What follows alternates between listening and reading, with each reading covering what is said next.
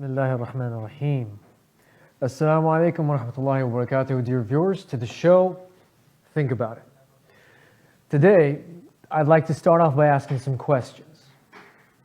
How common is it for someone to say that men are strong? That men express themselves physically? That men take things head on? How common is it for people to say that men have egos, which come in the way of quite a lot of their transactions and daily dealings? How common is it for people to say that men are proud, that means they have pride, and are arrogant? Now, these assumptions that I'm telling you that people might indeed have come from thousands of years. People have been saying this, people have been talking about this, you've seen people who've written books about this, you've seen psychologists, psychiatrists, you've seen people in the international business community, you've seen it in history. Men are strong, men have egos, men are physical. And if you take a flip to the opposite gender, how common is it for people to say that women are sensitive? How common is it for people to say that women are emotional? That they're very hypothetical. They're a lot of the time in their thoughts. How common is it for people to say that? How many women would agree that they are emotional or too emotional? How many would agree that they think too much? How many would agree that they're sensitive? Same question for the men. How many men today would agree that they are physical? That they're supposed to be strong, or that they are strong, or that they have egos that infiltrate and interrupt their dealings and cloud their judgment? How many men would agree that they are arrogant? The questions that are posed here today are questions that come from the title of the show: Stress and Perception. Now, these are just some of the surface issues that I've spoken about. Generalizations that people might make at times. Are they valid? There's no way to really know. But are they something that's perceived? Quite commonly. Quite a lot of people feel this way. I don't know why. We don't know if researches have taken place to prove it. And even if researches have taken place and they have proven them, there are researches that state the opposite as well. But we talk about the individual person. Every single time people talk, educators speak. I myself am a teacher. When we talk and when we want to enlighten minds, or when we're having a discussion with students, you're having a discussion at your home, with your spouses, your brothers and sisters, your grandparents, your parents, when you're sitting in a gathering and you're talking to friends and family, at that moment, we all look at each other as individuals, I believe. But even then, we've come up with stereotypical things that might make us prejudge other people. Is it all right to prejudge other people? Is it all right to have these perceptions? Men are strong, women are emotional, men are egotistic, women are sensitive. Is it all right to make these statements? I'm pretty sure the logical answer is no. We shouldn't be making these statements. But are these statements actually feelings that people possess? To track them down, we actually need to look into society itself. We need to look at the psychology of how people act, that means behavioral, how people think, their subconsciouses go around, that's psychoanalysis.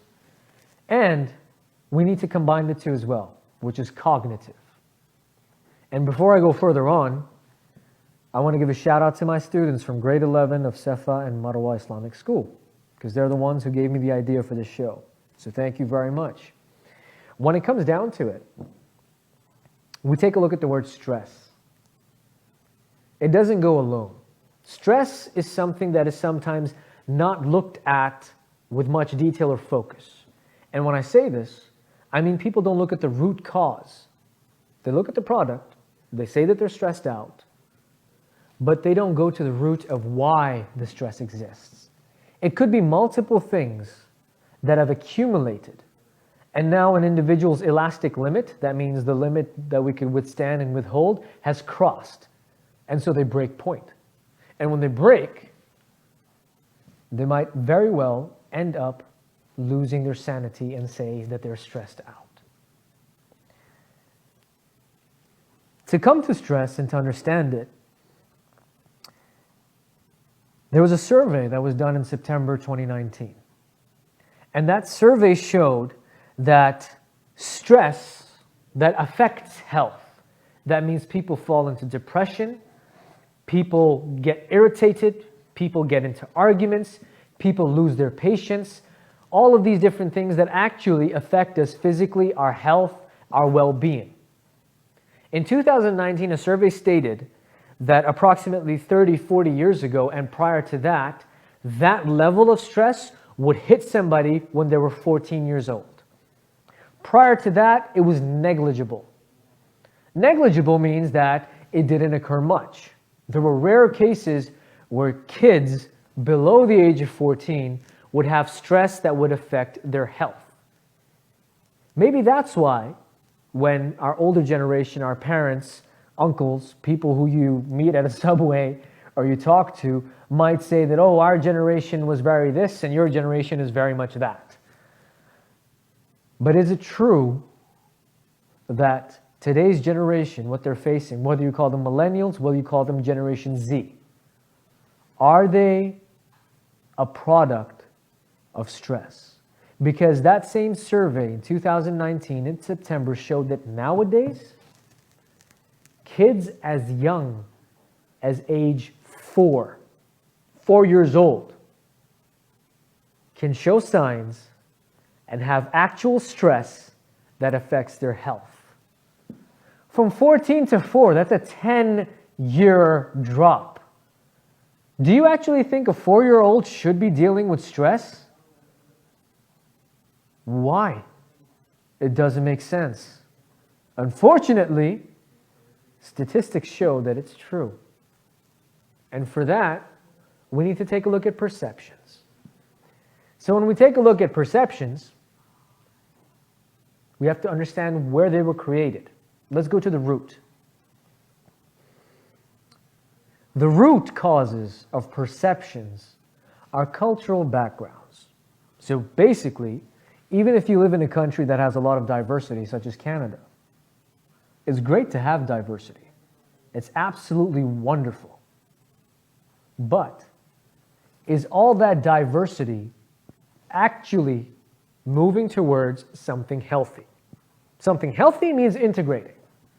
That means someone who has a background from Asia, Africa, Europe, Australia, or any other continent, when they're coming together, are they integrating with one another? Are they getting to know each other? Are they understanding one another? Are they coming and meeting each other on a common ground that they are now a part of a new country or a new internationally diverse area, and they have to walk forward with certain values? Nobody in any means blames, any person in the right mind that is, would blame religion, ethnicity, or whatever, other facets people look at. But unfortunately, background doesn't mean ethnicity. Background doesn't mean faith. Background doesn't even mean where you came from. Background means the thoughts that you grew up with, your upbringing. That's what background means. So when you were growing up, now I've done several shows in the past talking about stereotyping, talking about hatred in the world, talking about expenses, whether it be educational, businesses, and all those different things. When you have a child at home, a child learns off their parents, obviously, or older siblings, which is absolutely natural. They learn off of people in their surrounding. When they learn off the people in their surrounding, sometimes they question why, and sometimes they accept it as a doctrine, a truth that is irrefutable, that they can't think against. So let's say a parent sitting at home one day, news comes on, and they see a crime scene happening. The news is covering a live crime scene. Someone, a criminal, is performing a crime. And one of the parents blames the ethnicity of the person, says, these people, they do this all the time. All right, not the wisest thing to say, but that child has heard this and has indoctrinated it. So when that child goes to school, and it so happens that there's a child in the class from that ethnicity, the one that their father pointed out in the news and belittled, that child is going to measure that person from that ethnicity with their father's remark. And when you measure somebody in that aspect, you've done the biggest crime. Worse than probably the crime that was being committed. Because what you've done is you've just brought up, given knowledge, past knowledge, not right knowledge, not right at all in any means, but you've actually passed knowledge down to a child that is going to shape his or her future negatively. How often do you think about what you say when you're in your surrounding? How often do you think about what you're acting or what your mannerisms are in your surrounding? How many people can be affected by it? This goes for siblings as well. It's not just parents, it's not grandparents alone. It's every single member of society. When you talk, someone will take away something from you. Even if they're educated, they'll look at you and say, this is a less educated person. This is a person who hasn't received the proper education and is making such a remark. For those people whose brains are like sponges, they're going to take your information and they're going to believe it. So if you make fun of an ethnicity, you've just given a child the green light, a license to go about in their life, make fun of, be scared of, confront, have fights with someone of another ethnicity based on your comment. Background is an issue. Background is the way you think. Background also falls under values. Not religious values, but cultural values. Culture, not always a bad thing, of course. Culture is great. Culture is wonderful. But within culture, sometimes there's some mannerisms and some things that are taught to children as they're growing up. These things sometimes are quite strict and hard. Sometimes they're very lenient and very open. Let's say, I'm going to give you an example right now. This is the same example I gave my students this morning and yesterday. If you grow up in a household where the vice of smoking is seen as a crime, it's seen as something that only bad people do, it's frowned upon. In fact, if you talk about somebody smoking, someone in the household, some elder person says that, someone who smokes must also do this, this, this, and this, and this, and that. And they're very bad, and stay away from them. For this person, this child who has learned this piece of information, who has received it, when they go out someday with their family, maybe their mother or father are driving them to a store, maybe they're going to go some groceries, maybe they're going to a store for some service, maybe they're going to the bank. And they park their car and they come out of the car. When they come out of the car, someone within the parking lot or the vicinity of the parking lot, let's say, is smoking. That child, how will that child look towards that person? Obviously, because it was a crime in their eyes, that person, in the child's eyes, is a criminal, is someone the child should stay away from. I'm not saying it's good. Secondhand smoking is really bad. You shouldn't go and make friends with people who smoke all the time. At least don't stand next to them, all right? But does it entail that the person has a bad character? Does it entail that the person is a wrongdoer? And does that justify you thinking of them as a criminal? Let's take the same scenario, the same vice, and put it in another household. Let's say the father in that household smokes himself.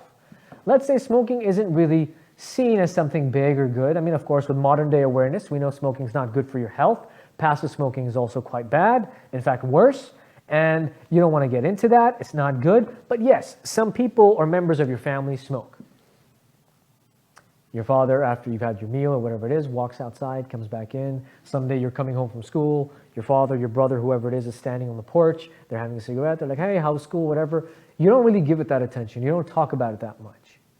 For this person, if we put them in the same scenario where they go out with their family, they're in their parking lot, whatever was their business, and they wanted to attend to it, and this person comes out, this child comes out of the car and sees someone within the parking lot smoking, would they feel that that person is a criminal? If your answer was no, you're right. For them, it's just another habit.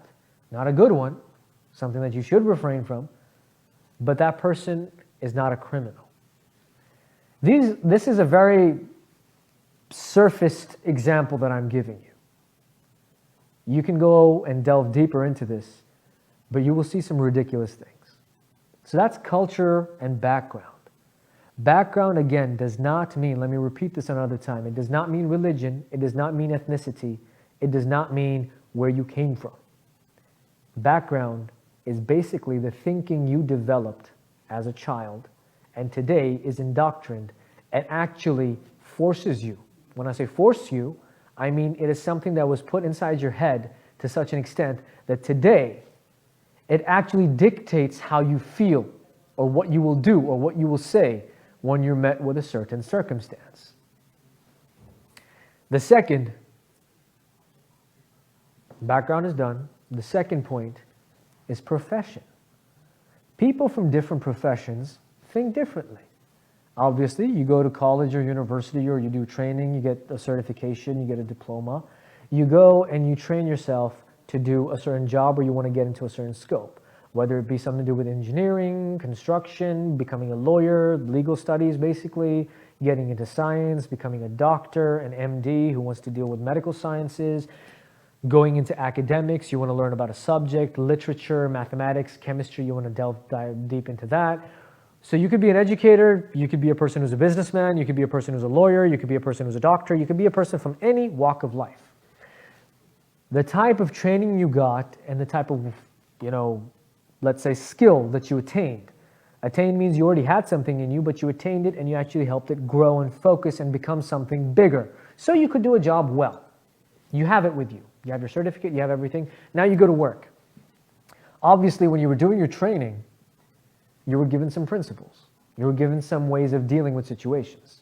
Wonderful. When you start working, you see how much of your studies were relevant to your work, how much weren't.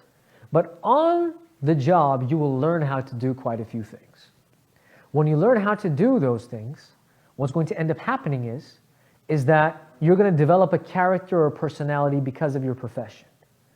You're going to learn how to deal with people through the eyes of a businessman, through the eyes of an educator, through the eyes of a doctor, through the eyes of a lawyer, based on your profession. And that's how you're going to see everything around you.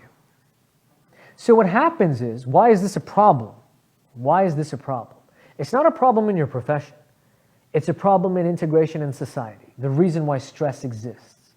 You could be sitting in a gathering where you have people of different professions. I'm a teacher, I'm an educator. So when I'm sitting down in a gathering and people are talking to me and they ask me, why are differences made? What's the biggest issue in this world? And I say, arrogance and pride is the biggest issue, for example. And they ask me, how do you say that? Why is arrogance there? What is the root of arrogance and pride? Is that the reason people went to war in the past? Is that the reason kingdoms fell? Is that the reason kingdoms rose as well? And if I tell them, as an educator, my point of view is language. Language is a pretty big thing. So language, not just a language itself, but based on the location, the locality of where you are and the populace that speaks that language. Let's say English in the UK is different from English in the USA and in Canada and in South Africa and in Australia and in India and in Pakistan and in Zimbabwe, a lot of other countries. Why? Because culture takes a toll on language. But when you know a language, it's not that you just speak that language. If you know how to speak English, great. But if you add an accent to it, if you add the culture of the language to it, you are recognized as a person who's from a particular place, a particular location. And that defines you. It's not a bad thing. Sometimes it's not a good thing either. But what happens is that when you're sitting down and you make this statement that it's because of language, a person who's a businessman or a person of a different profession can very easily say, oh no man, a lot of languages are spoken, your point is mute. When they do that, when they have responded to your opinion in such a manner, all of a sudden your stress level increases. Why? This could have been an educator who said this could have been a doctor who said this could have been a lawyer who said this. But your stress level rises because all of a sudden your opinion or your view isn't accepted. Acceptance doesn't mean it's agreed upon. Acceptance means that it's taken into the circle of society. All of a sudden your point is brushed off. When your point is brushed off and you feel that your point hasn't been accepted, you feel as though you haven't been accepted. And when you feel as though you haven't been accepted, all of a sudden humans have a tendency and a need for being social, for being a part of groups. There's nothing that can be taken away from us. That is why we communicate. That is why we know languages. That is why we have family, friends, social circles. We have a work circle that we're with. We have a social circle that we're with. We have a family circle that we're with. We have private lives, personal lives. We have business lives. We have corporate lives. We have work lives. All of those are valid where they are. And they're actually quite strong where they are because they're required for our sanctity and our sanity. But if in one area your opinion isn't accepted, laughed on, degraded, or belittled, all of a sudden you feel as though you've been belittled. And this might make you apprehensive when you want to share a point or an opinion in the future. If that does happen, then that means you're a victim of stress. The third point is peer pressure. Mostly you could see it within children, especially kids who are in adolescence. So in your early teenage years up to your late teenage years. Alhamdulillah, it's not the case with everybody, but it's definitely something that does exist. So when you bring that on, peer pressure is basically being forced to do something because your friends, your colleagues, your co-workers, whatever the environment might be, is doing it too, or has challenged you to do so. This is where probably people say that the male species, men, have egos, are more physical. The truth of it could be anything. These are all just thoughts, opinions. Studies and researches might have happened, but nothing has come up with a definite answer. It's all very much a gray area because it has a variety of opinions. So peer pressure is something that can cause someone to do something very drastic. It can also cause people to brush off peer pressure. I'm not getting into it. For those people who are not into peer pressure, hats off to you, mashallah. You have a strong personality, never do it. Never give in. Do your own thing, live your life, that's great. But at the same time, those people who do give in to peer pressure might end up making mistakes, might end up doing something that might be a blunder, and that might not have very good repercussions or consequences. Speaking of repercussions and consequences, let's look at the consequences. I've given you 3 points that add on to perceptions, which might as well, according to research that we have, a plethora of research, all the way from the 1800s up till now, all right? And even before that, these are things that were said to men and women. We come to consequences of perceptions, which lead to stress, and then outcomes. So what are the consequences of stress exactly? Obviously, it changes your attitude. If you are a stressed individual, you cannot calmly digest information. If you've just been stressed out because of something, your stress is going to release somewhere. Whether it be you not listening to someone, whether it be you getting irritated very quickly and arguing with someone, whether it be you not willing to even give in or give your opinion to something, whether it be you not sitting on the same table at dinner with other people because you have an issue. Stress is something that dictates your behavior. Make no mistake. And why did it occur? Because of someone's perception of something that they heard when they were a child and now is indoctrined. So attitude is one thing. The next would be crime. Did you know 98% of crimes that are done or committed in this world are done by people who are facing health issues due to stress? Research it, Google it, and find out. I don't remember exactly what research it was, but I remember reading it and I was quite shocked as well. So health is the main factor at the end of the day. And stress, compounding it, makes people do sometimes crazy things. Is this healthy? Of course not. Is this right? No. Does this exist? Unfortunately. So attitude is one point. The second one was crime. And the third is depression.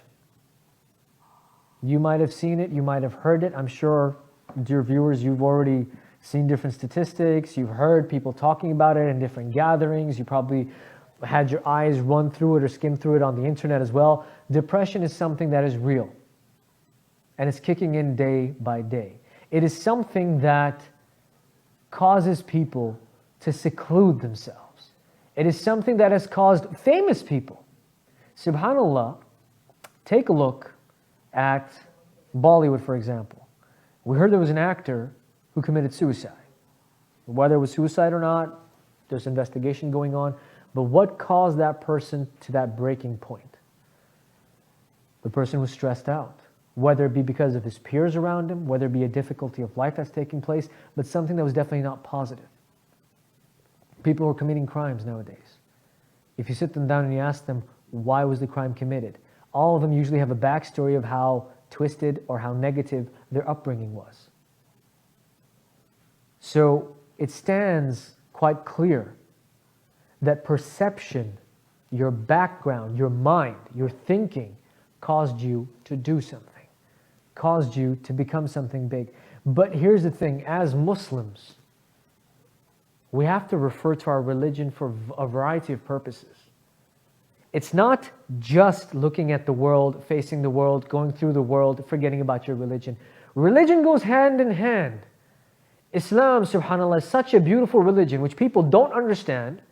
Again, have a perception. Since they were young, they were told that these people are bad based on no evidence, no anecdotal things, nothing except word of mouth because they were afraid of something that was different. And today you have grown-up people from Generation Z, the millennials, saying the most absurd things about our religion because they're not educated.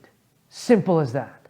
They're not educated. This perception they have built has also caused them stress. Because some of them genuinely don't know what's happening. And some of them genuinely don't know where to look. It's up to us to help these people.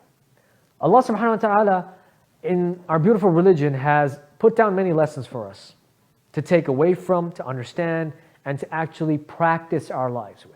Number one of them is not just remembering Allah subhanahu wa ta'ala, not just performing salah and stuff, but your character. Remember that example I gave you of that parent who might have made a derogatory comment about a certain ethnicity when a crime scene was going on, and that child went and measured their comment with other people around them of the same ethnicity?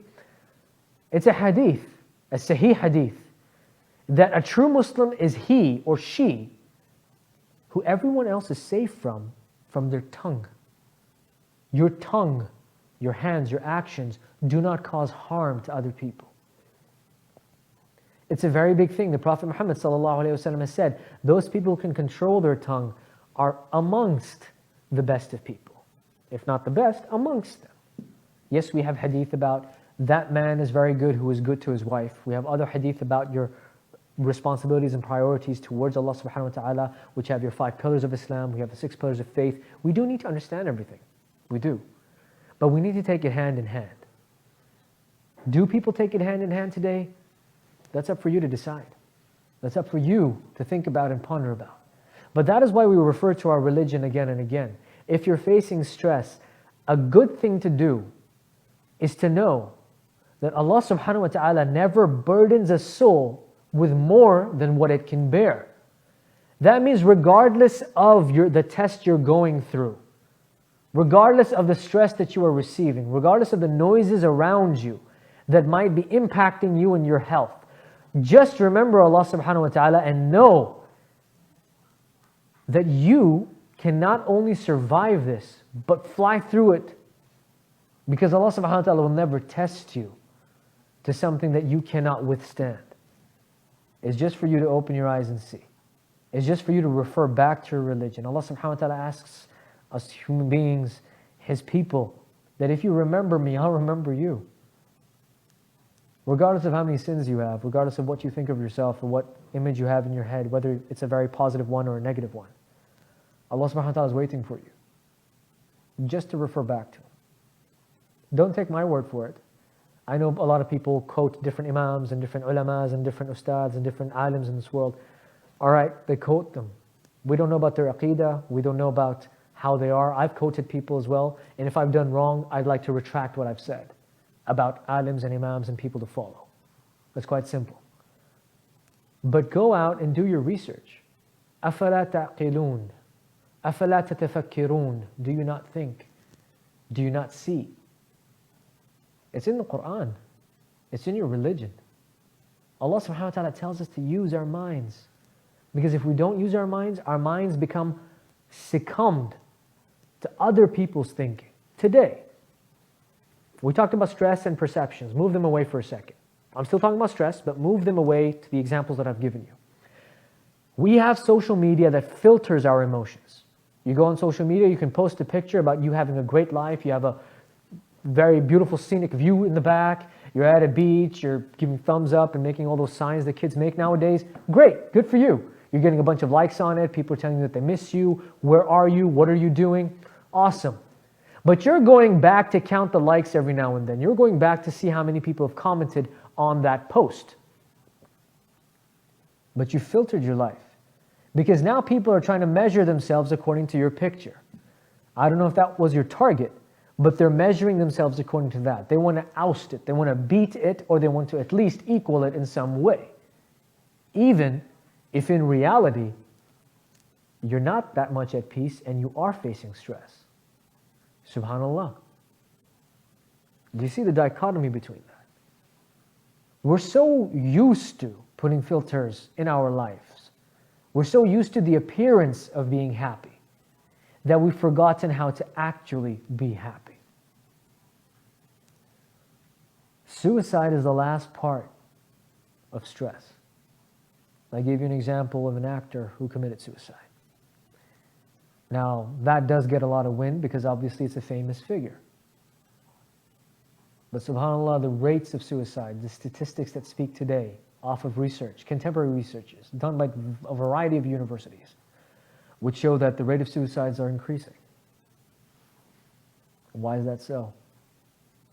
It's because people are losing themselves in this world, in the dunya. They're measuring themselves up to people who have more, when they should be counting their blessings and looking at people who have less, who are less fortunate. Because that would give you something to be happy about. It would give you something to be content about. If you want to go out and make a difference, if you feel that inshallah you have that personality to do so, then start, volunteer, do something. Get your mind off of that time or that phase or that bubble of getting that stress because someone said something different to what you believe in, or someone denied your opinion, or the fact that you don't feel your life is that special. Because when you start doing that, when you start counting your blessings, you will find out that your life is not just special, but it is so special that Allah subhanahu wa ta'ala has blessed you with so much that you're going to start crying and thanking Allah subhanahu wa ta'ala. We say that we can't thank Allah subhanahu wa ta'ala enough, and that's true. The only thing that we fail to do is we fail to count our blessings. If you study in a private school today, or in a school in general, wherever you are, and you say, oh, the school's not good, I hate this school, I hate the way it is, these teachers are not good, the system is not good. Well, listen up, you're studying in school, not many people have that. Out of 7 billion people in the world, at least 1 billion, that is 1/7 or 1/8, whatever the figure is of the population of the world, do not have access to schools. On that, 2 to 3 million don't have access to proper schools. They're sitting outside on mud, on grass, under trees, trying to get knowledge, which you have the facility and the luxury of getting in some way or form or shape or size. Count your blessings. There's only one advice that I can give you that inshallah I hope is effective. And that is, whenever you see somebody say something, whenever somebody denies you your opinion, makes fun of your opinion, or your opinion is belittled or is argued at. Or let's say you have a daily thing going on, you have peer pressure around you, you have a profession that's different from you, someone who's giving you different types of things. Let's say it's a cultural background that is different to yours, or even yours, that you think is a bit strict or a bit weird or doesn't really make sense. Try to look at it in a way that how it affects your personal life, how it affects your behavior, how it affects you as a person, how it affects your work life if you are working, or your student life if you're a student. Is it in fact impacting you in some way which brings change of any form or shape or size? If it does, give it a delayed reaction. Don't give it an immediate one. Think about it for a second. Think about what a person said, and then delay your reaction. Because more often than not, when you delay, I'm not sure if this has happened to you, but it's happened to me quite a few times when you have a debate as well, even if it's healthy, or you're having a conversation with someone, and the conversation ends. About an hour, 2 hours, even a day later or 2 days later, you start thinking that I should have said that too. That's another good point. If that has happened to you, use the delayed response. Because in that way, you might end up actually saying something that's valuable, educational, profound even. At the end of the day, stress and perception go together. Why? Because of our thinking. And our thinking has caused us to change the way we do things, has caused us to blame things as well, but we need to stop. Think about it. Thank you very much for tuning in. Inshallah, see you next time. Assalamu alaikum wa rahmatullahi wa barakatuh.